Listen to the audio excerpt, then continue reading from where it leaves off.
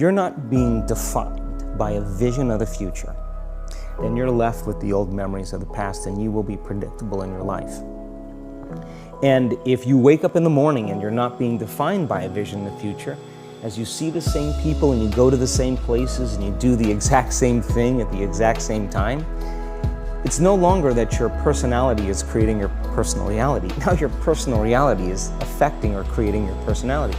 Your environment is really controlling how you think and feel unconsciously, because every person, everything, every place, every experience has a neurological network in your brain. Every experience that you have with every person produces an emotion. So some people will use their boss to reaffirm their addiction to judgment. They'll use their enemy to reaffirm their addiction to hatred. They'll use their friends to reaffirm their addiction to suffering. So now they need the outer world to feel something. So to change then is to be greater than your environment, to be greater than the conditions in your world. And the environment is that seductive. So then why is meditation the tool? Well, let's sit down, let's close our eyes. Let's disconnect from your outer environment. So if you're seeing less things, there's less stimulation going to your brain. If you're playing soft music or you have earplugs in, less sensory information coming to your brain, so you're disconnecting from your environment. If you can sit your body down and tell it to stay like an animal, stay right here. I'm gonna feed you when we're done. You can get up and check your emails, you can do all your texts, but right now, you're gonna sit there and obey me. So then, when you do that properly, and you're not eating anything or smelling anything or tasting anything, you're not up experiencing and feeling anything, you would have to agree with me that you're being defined by a thought, right? So when the body wants to go back to its emotional past, and you become aware that your attention is on that emotion, and where you place your attention is where you place your energy, you're siphoning your energy out of the present moment into the past, and you become aware of that, and you settle your body back down in the present moment, because it's saying, well, it's 8 o'clock, you normally get upset because you're in traffic around this time, and here you are sitting, and we're used to feeling anger, and you're off schedule. Oh, it's 11 o'clock, and you usually check your emails and judge everybody. Well, the body's looking for that predictable chemical state. Every time you become aware that you're doing that, and your body is craving those emotions, and you settle it back down into the present moment, you're telling the body it's no longer the mind, that you're the mind, and now your will is getting greater than the program. And if you keep doing this over and over again, over and over again, over and over again, just like training a stallion or a dog, it's just gonna say, I'm gonna sit. And the moment that happens, and the body's no longer the mind, when it finally surrenders, there's a liberation of energy. We go from particle to wave, from matter to energy, and we free ourselves from the chains of those emotions that keep us in the familiar past. And we've seen this thousands of times. In fact, we can actually predict it now in a brain scan. Well, a habit is a redundant set of automatic, unconscious thoughts, behaviors, and emotions that's acquired through repetition. A habit is when you've done something so many times that your body now knows how to do it better than your mind. So if you think about it, people wake up in the morning, they begin to think about their problems. Those problems are circuits of memories in the brain. Each one of those memories are connected to people and things at certain times and places. And if the brain is a record of the past, the moment they start their day, they're already thinking in the past. Each one of those memories has an emotion. Emotions are the end product of past experiences. So the moment they recall those memories of their problems, they all of a sudden feel unhappy, they feel sad, they feel pain. Now, how you think and how you feel creates your state of being. So the person's entire state of being when they start their day is in the past. So what does that mean? The familiar past will sooner or later be predictable future.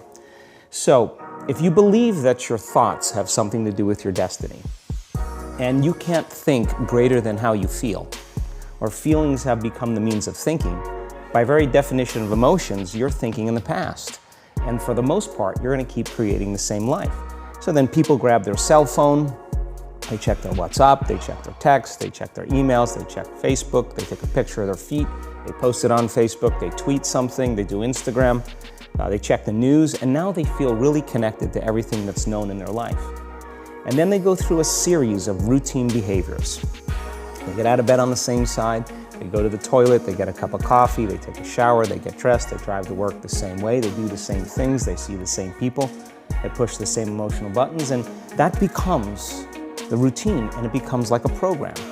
So now they've lost their free will to a program, and there's no unseen hand doing it to them. So when it comes time to change, the redundancy of that cycle becomes a subconscious program. So now 95% of who we are by the time we're 35 years old is a memorized set of behaviors, emotional reactions, unconscious habits, hardwired attitudes, beliefs, and perceptions that function like a computer program. So then a person can say with their 5% of their conscious mind, I want to be healthy, I want to be happy, I want to be free. But the body's on a whole different program. So then how do you begin to make those changes? Well, you have to get beyond the analytical mind, because what separates the conscious mind from the subconscious mind is the analytical mind. And that's where meditation comes in, because you can teach people through practice how to change their brainwaves, slow them down. And when they do that properly, they do enter the operating system where they can begin to make some really important changes.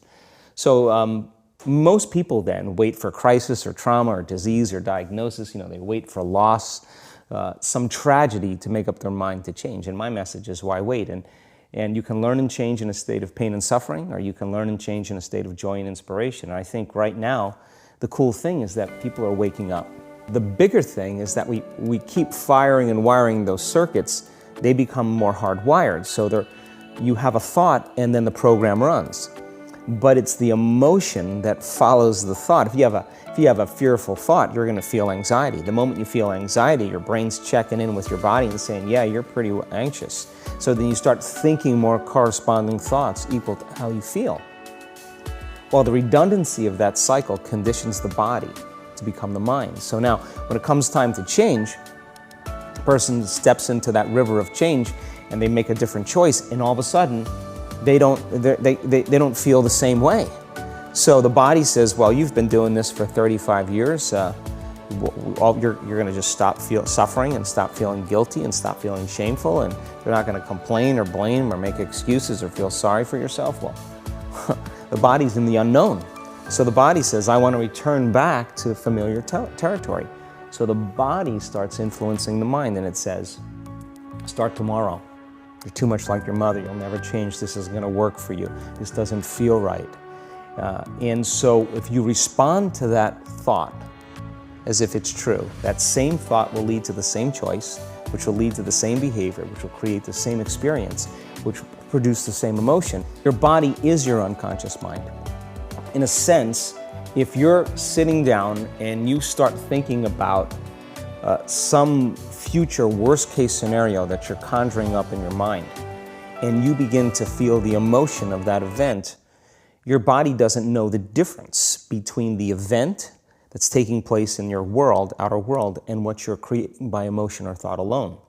So most people then, they're constantly reaffirming their emotional states. So when it comes time to give up that emotion, they can say, I really want to do it, but really the body is stronger than the mind because it's been conditioned that way. So the servant now has become the master. And the person all of a sudden, once they step into that unknown, they'd rather feel guilt and suffering because at least they can predict it. Being in the unknown is a scary place for most people because the unknown is uncertain. And people say to me, well, I can't predict my future. I'm in the unknown, and I always say the best way to predict your future is to create it. Not from the known, but from the unknown. What thoughts do you want to fire and wire in your brain? What behaviors do you want to demonstrate in one day? The act of rehearsing them mentally, closing your eyes, and rehearsing the action. Rehearsing the reaction of what you want, or the action? Yeah, the action of what you want. By closing your eyes and mentally rehearsing some action. If you're truly present, the brain does not know the difference between what you're imaging and what you're experiencing in 3D world. So then you begin to install the neurological hardware in your brain to look like the event has already occurred. Now, your brain is no longer a record of the past. Now it's a map to the future. And if you keep doing it, priming it that way, the hardware becomes a software program. And who knows, you just may start acting like a happy person. And then I think the hardest part is to teach our body emotionally what the future will feel like ahead of the actual experience. So what does that mean? You can't wait for your success to feel empowered. You can't wait for your wealth to feel abundant. You can't wait for your new relationship to feel love, or your healing to feel whole. I mean, that's the old model of reality, of cause and effect, waiting for something outside of us to change how we feel inside of us. And when we feel better inside of us, we pay attention to whoever or whatever caused it. But what that means then is that from the Newtonian world is that most people spend their whole life living in lack, waiting for something to change out there. The moment you start feeling abundant and worthy, you are generating wealth. The moment you're empowered and feel it, you're beginning to step towards your success. The moment you start feeling whole, your healing begins. And when you love yourself and you love all of life, you'll create an equal. And now you're causing an effect. And I think that's the difference between living as a victim in your world, saying, I am this way because of this person or that thing or this experience. They made me think and feel this way. When you switch that around, you become a creator of your world, and you start saying, my thinking and my feeling is changing an outcome in my life. And now that's a whole different game, and we start believing more that we're creators of reality.